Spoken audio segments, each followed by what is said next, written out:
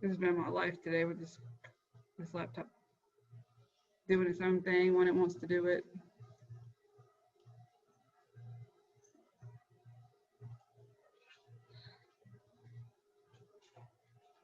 Okay, so we're going to kind of break this up into 2 days worth of stuff about rational functions.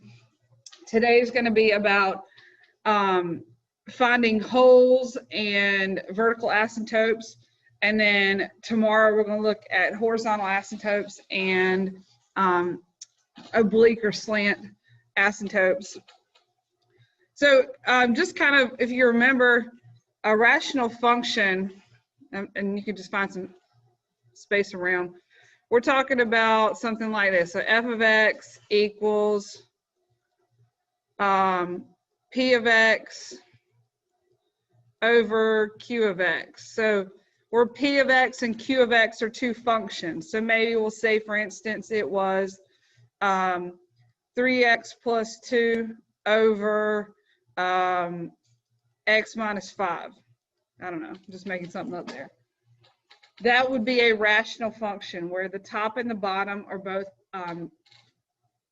some type of polynomial function.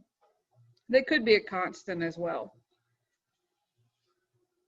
So what can happen with these graphs is they can have, we'll say in general, they kind of look like this in general. This is our x and y axis.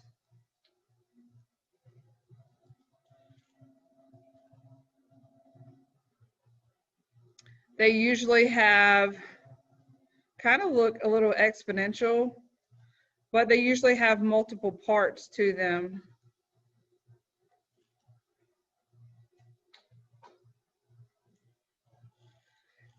And because they create these multiple parts, that's where these asymptotes and holes come into play. These are places that the graph gets really close to that point or that line, but it never actually crosses or touches that line. That's what an asymptote is. A line that a graph approaches but never touches. So this is kind of generally what we're looking at here.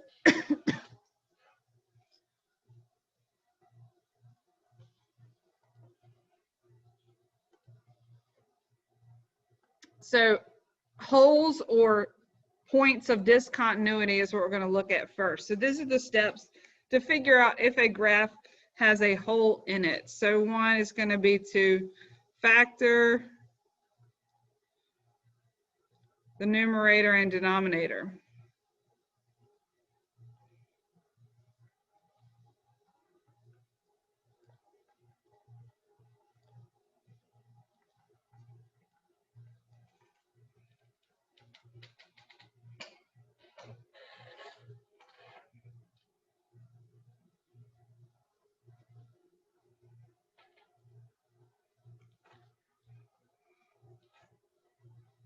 This is a story. Spin, spin, spin today.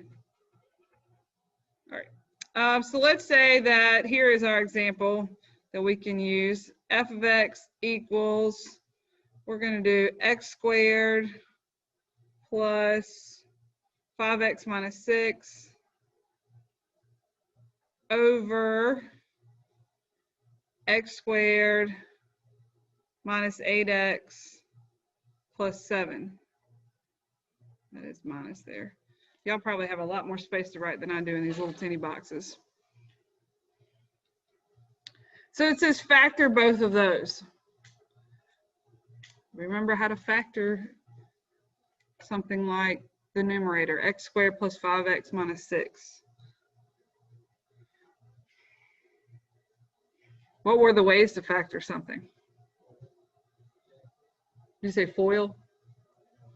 No, FOIL was multiplying, which is the opposite of factoring.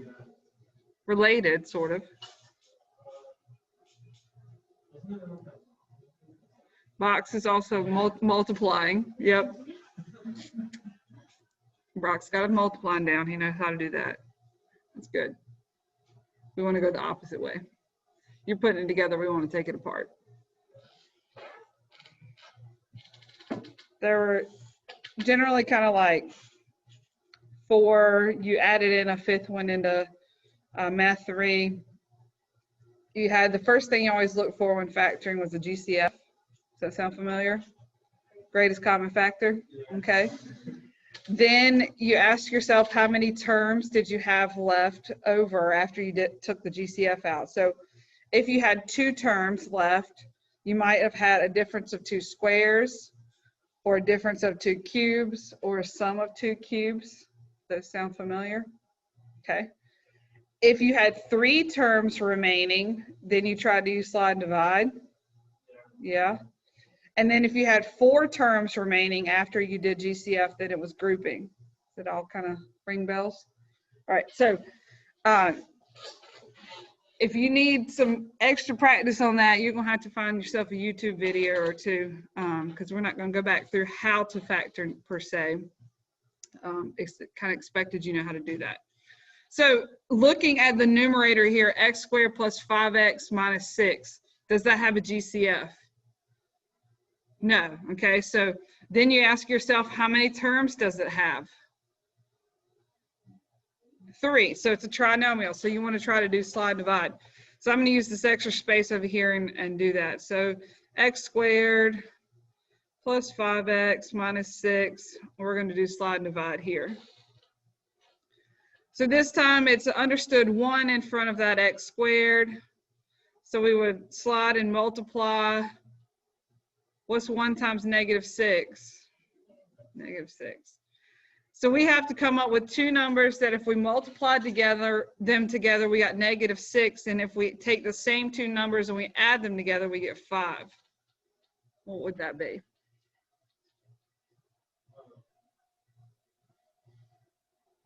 5 and negative 1. 5 and negative 1. Wait, 6 and negative 1. Is that what you meant? Yes. Okay. So x plus 6 and x minus 1.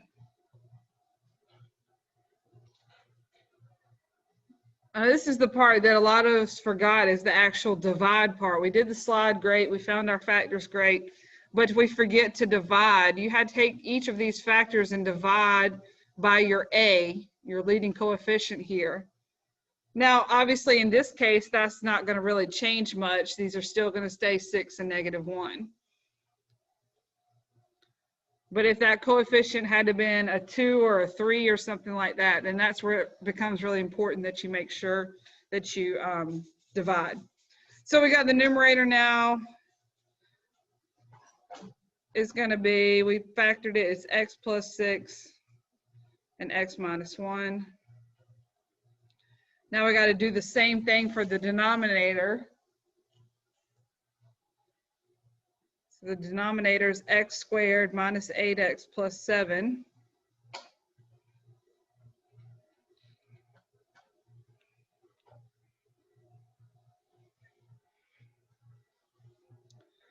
So we'll slide and multiply. 1 times 7 is going to be 7. So 2 numbers, if we multiply them together, we get 7. If we take the same 2 numbers and we add them together, we get negative 8.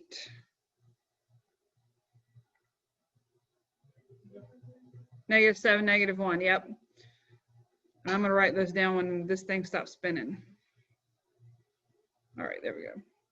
So then we want them to add to get negative 8. And yes, it was negative 7 and negative 1. And we won't forget, I know it doesn't really affect much here, but we need to be in good practice of dividing. So we end up with x minus 7 and x minus 1. So that is our denominator.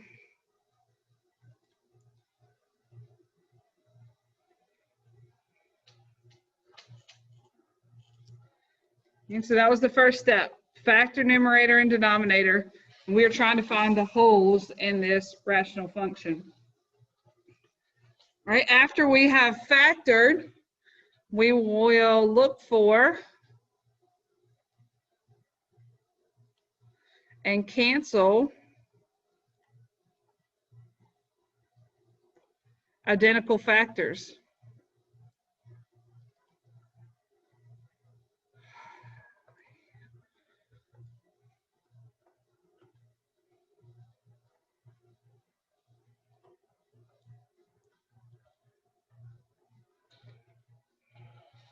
Look for and cancel identical factors.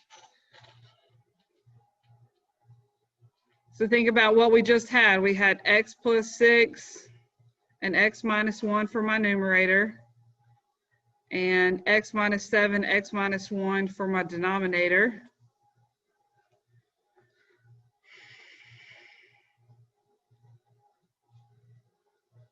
So any identical factors there? X minus 1s. So they would cancel. When you get a factor that cancels, that's when you have a whole. That's when you're going to have a whole in your rational function, is when you have a factor that cancels out.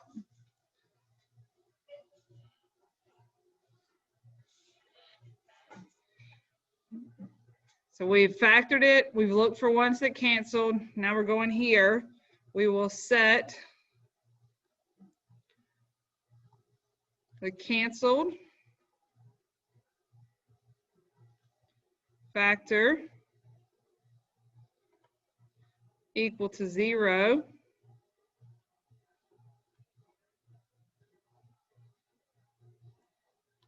And solve.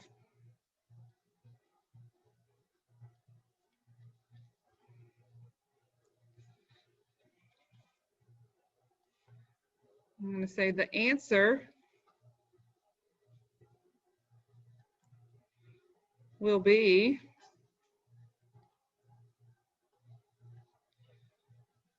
the x coordinate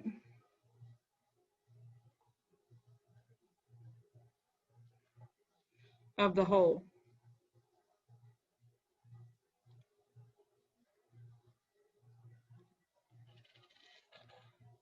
So when we have a factor that cancels out, we know we're going to have a whole in our rational function. We're going to take that factor, we're going to set it equal to 0, and that's going to be the x coordinate of our whole. So let's do that down here. X minus 1 equals 0, all right, because x minus 1 was my factor that canceled out.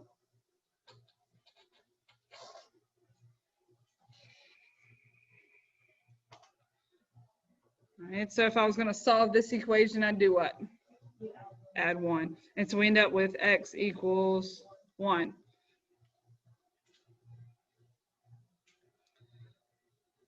So I know that I have a whole with an x coordinate at 1. I'm not sure what the y coordinate is yet, but we're going to find it.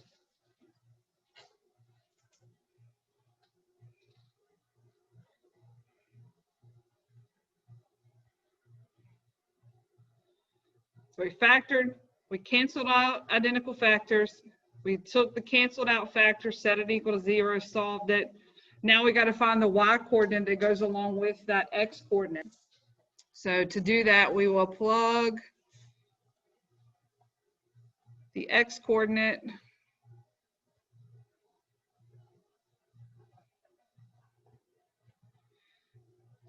into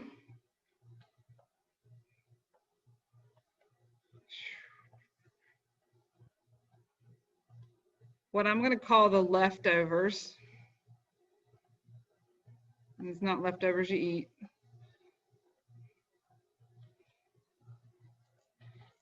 And simplify.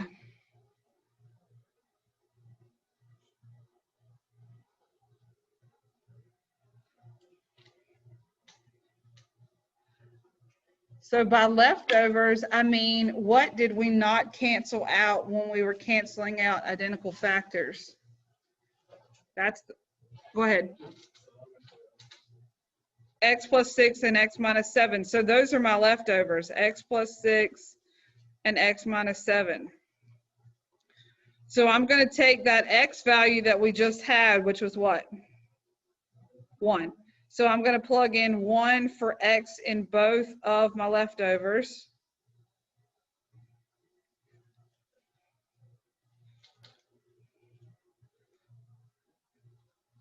And we're going to simplify it.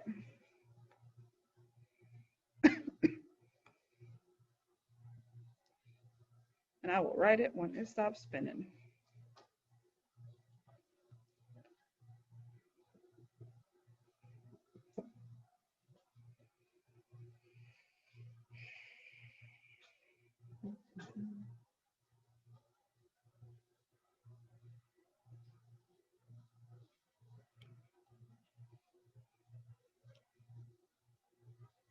You can probably tell me what it's going to be. So 1 plus 6 is going to be what? 7. Like I said, I'll write that down when I get a chance. And then 1 minus 7, negative 6. So we're looking at the y coordinate of our whole would be 7 over negative 6.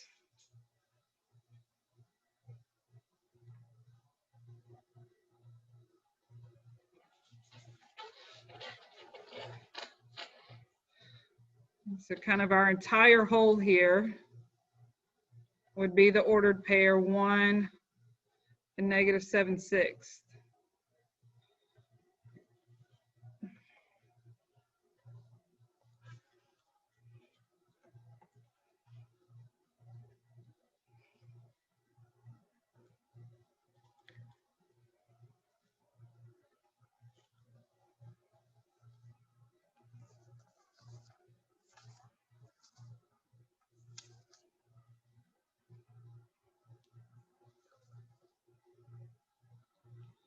And so that's how we would find a whole.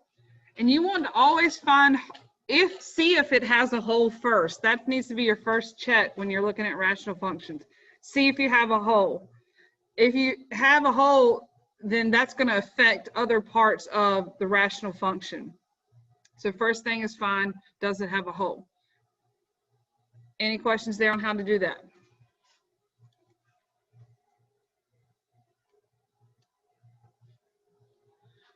All right, so then let's go into vertical asymptotes after that. So if you flip that over, go to the next page here, we're going to talk about vertical asymptotes. So asymptote is a line, all right? Obviously, in this case, it's vertical since it's a vertical asymptote. A line that the rational function is going to approach but never cross. So you would do vertical asymptotes, and I'm going to kind of put over here to the side. This would be after wholes. So you've checked for to see if it had a hole, and now you're moving on to vertical asymptotes.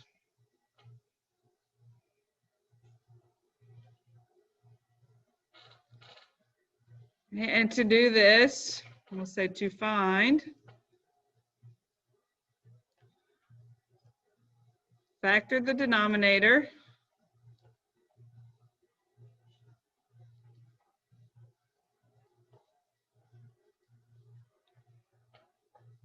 and set each factor. This thing is just on my nerves.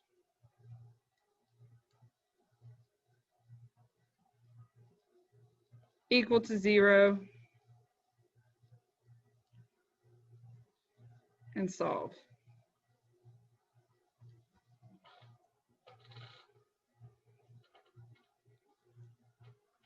And so this is why it's important to do this after you've looked for a hole, because if part of your denominator was canceled out because you had a hole, then that's not going to be a vertical asymptote. It's part of the hole. So it's always important to do your holes and then find your vertical asymptotes. And also, if you had a hole, then you've already done your factoring for top and bottom, so you don't have to do it again. Right? It's already done for you. So let's get an example, and I'm going to have this one already done for us. So,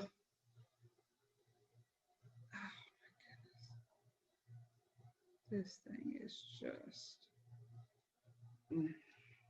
So we're going to say f of x equals x minus 3 over x minus 2 and x plus 4.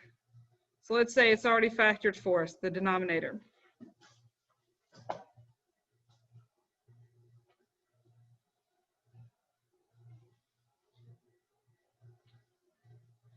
So I would take each of those factors, I'd set them equal to 0. So I'd say x minus 2 equals 0, x plus 4 equals 0.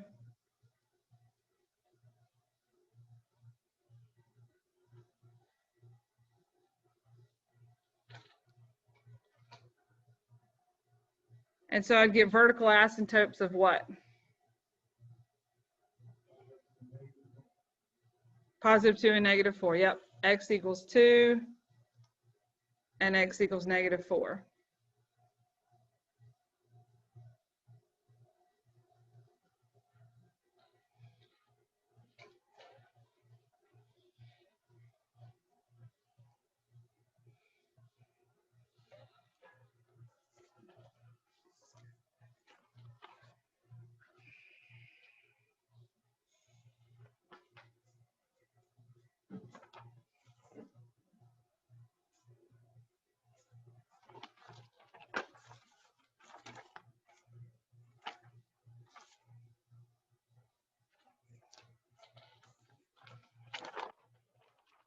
All right, so any questions there about vertical asymptotes?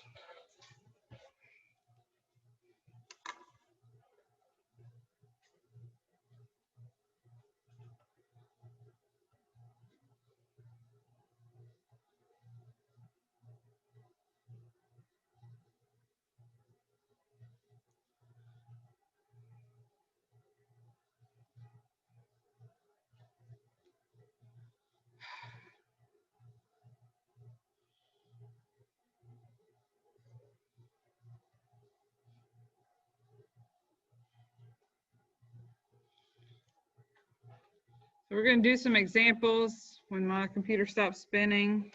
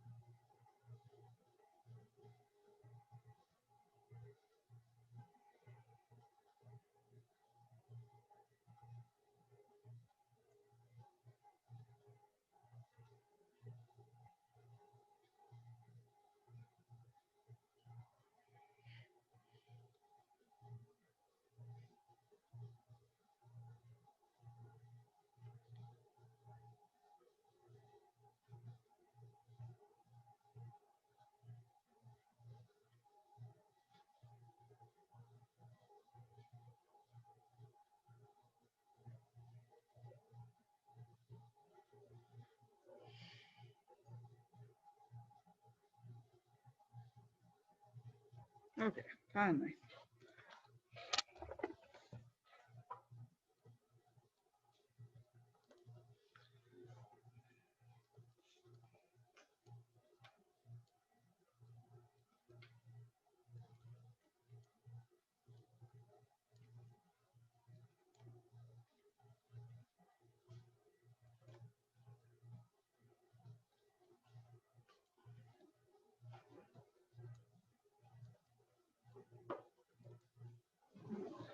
Let's go with.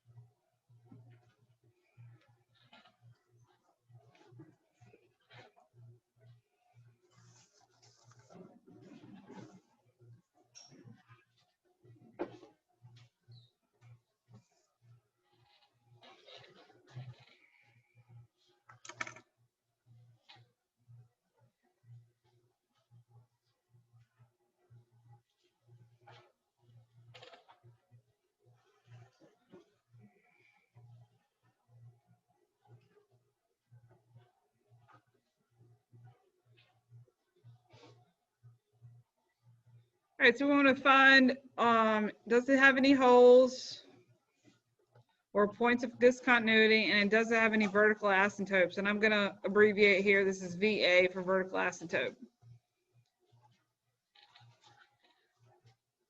And so we start with holes because they'll allow us to factor the numerator and denominators to decide if we have anything that cancels out. So looking at the numerator here for this function, can we factor x minus 1 any further? No. Okay, so we're just going to leave it as x minus 1. Now a denominator, we've got x squared minus 4x plus 3. I believe that one can be factored. So we'll come over to the side here and do that. So this is going to be 1. We'll slide, so we get 3. So we need two numbers. If we multiply them, we get 3. If we add them, we get -4. Multiply to get 3, add and get -4. -3, -1. So x minus 3, x minus 1. We'll divide by 1 because that's our a.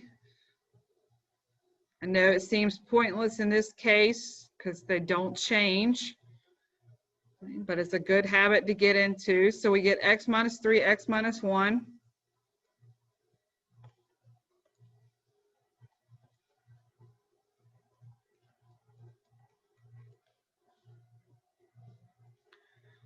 So do we have identical factors? Yep. See that these would cancel. So that tells us that we have a whole. So we're going to take that x minus 1, we're going to set it equal to 0. We'll add 1 to both sides and get x equals what? 1. So we know that's the x coordinate of our whole. Now let's talk about what are the leftovers, because we need the leftovers in order to find the y coordinate for our whole. What's on top? What's the numerator? And so if nothing's there, it's understood to be what? 1. It's a 1. So like, I mean, this is, if I say 1 times x minus 1, did I change the problem? No, 1 times anything is itself. So that is a 1 on the top. What's on the bottom? X minus 3. So these are our leftovers.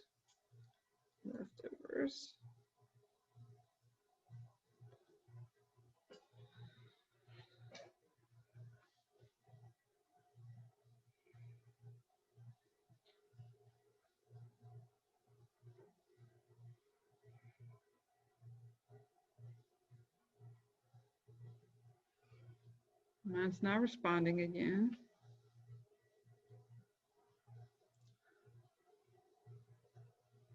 So we're going to take that 1 and we're going to plug it into our leftovers. So we're going to have 1 over 1 minus 3. What's 1 minus 3? -2. So we're going to have 1 over -2 or -1/2. So that's going to be our y coordinate of our whole, which, like I said, I will write it down when I get a chance. This thing stops not responding.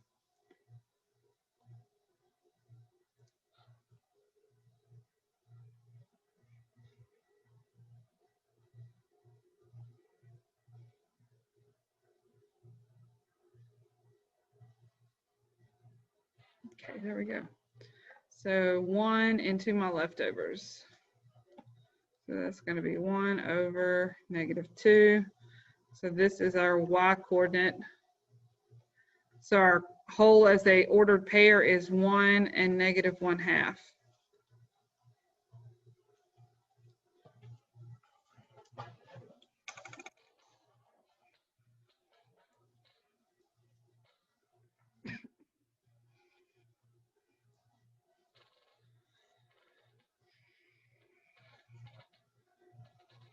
Now, once it comes to the vertical asymptotes, it said to set the denominators equal to 0 and solve. Now, the whole is not part of the denominator anymore. So when we're trying to find vertical asymptote, you want to look at your leftovers. Take your leftovers denominator and set those equal to 0, and those will be your vertical asymptotes. So in our case, our leftover denominator was x minus 3. So let's say x minus 3 equals 0. We'll solve for x by adding 3.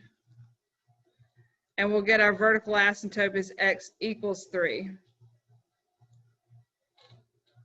So you can't have a point that is a whole and also a vertical asymptote. It's a whole first, and that's it. It can't be both.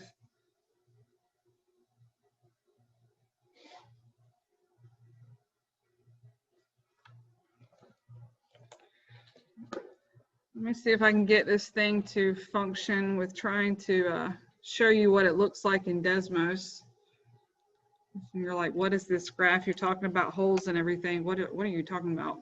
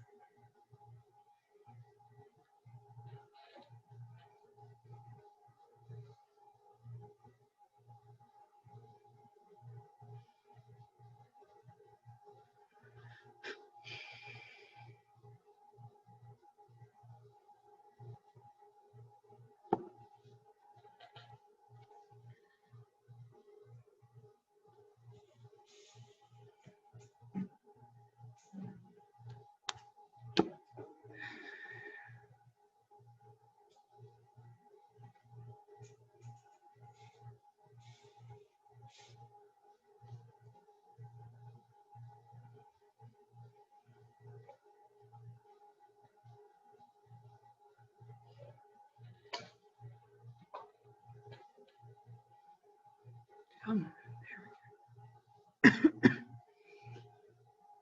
All right, so we're gonna have x minus 1 over, it was x squared minus 4x plus 3.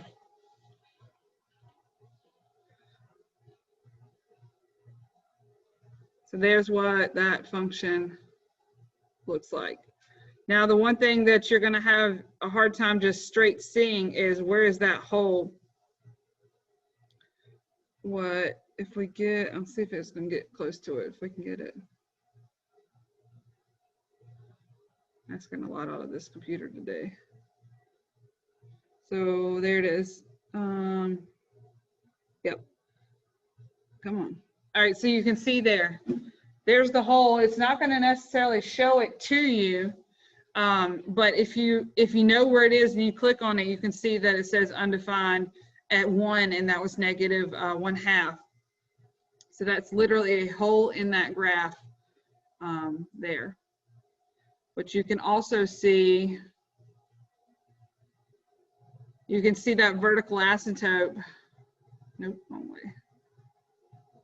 See how it's getting really close? Here's the vertical asymptote here at x equals 3. It's getting really close to x equals 3, but it's never actually going to be equal to 3.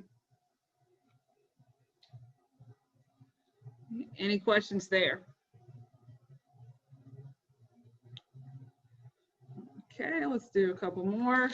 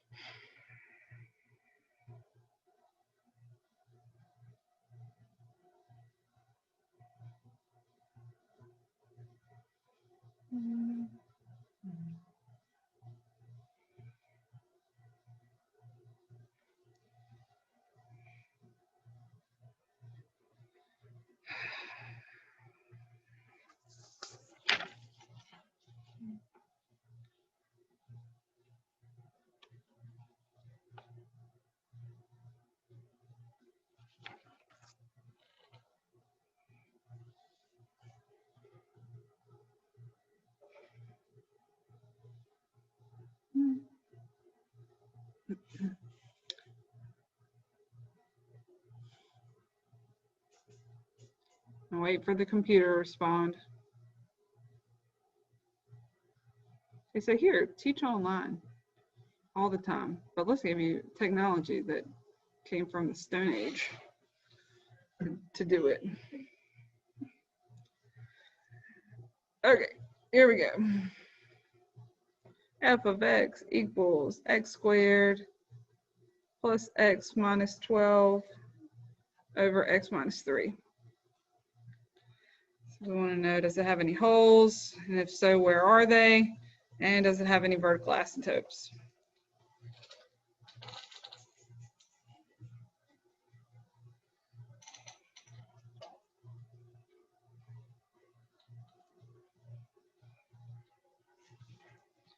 So let's start out by factoring it. Let's see, so numerator, we got to do x squared plus x minus 12. This is a 1 again. So we got to come up with two numbers. If we multiply them, we get negative 12. If we add them, we get 1.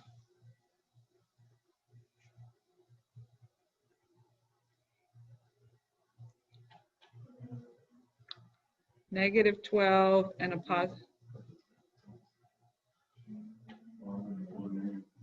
4 and negative 3. And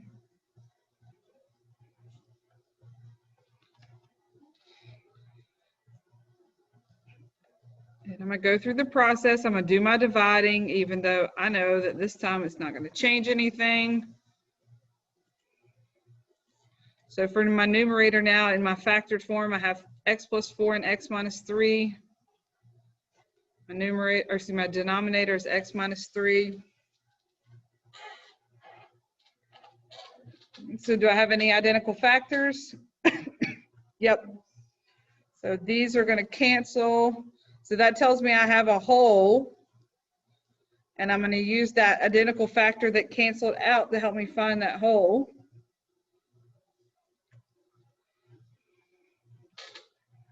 So we'll add 3 and get x equals 3. So we know that is our x coordinate of our whole. We need to find the y coordinate with our leftovers. And what are our leftovers? And what would be the denominator? 1, but we don't really need it, right? So it's just x plus 4. So we'll take that leftover of x plus 4, and in place of x, I'm going to put my 3 that I just found. And 3 plus 4, we get 7. So my whole is at the ordered pair 3, 7.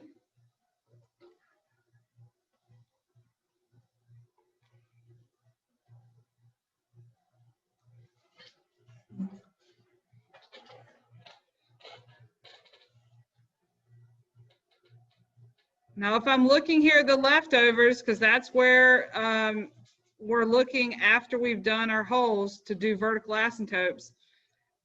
If I don't have a denominator anymore, can I have a vertical asymptote?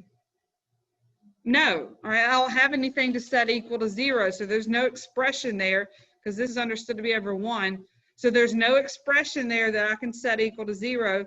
So if I'm not going to have a vertical asymptote, so I would just write none. It doesn't have one.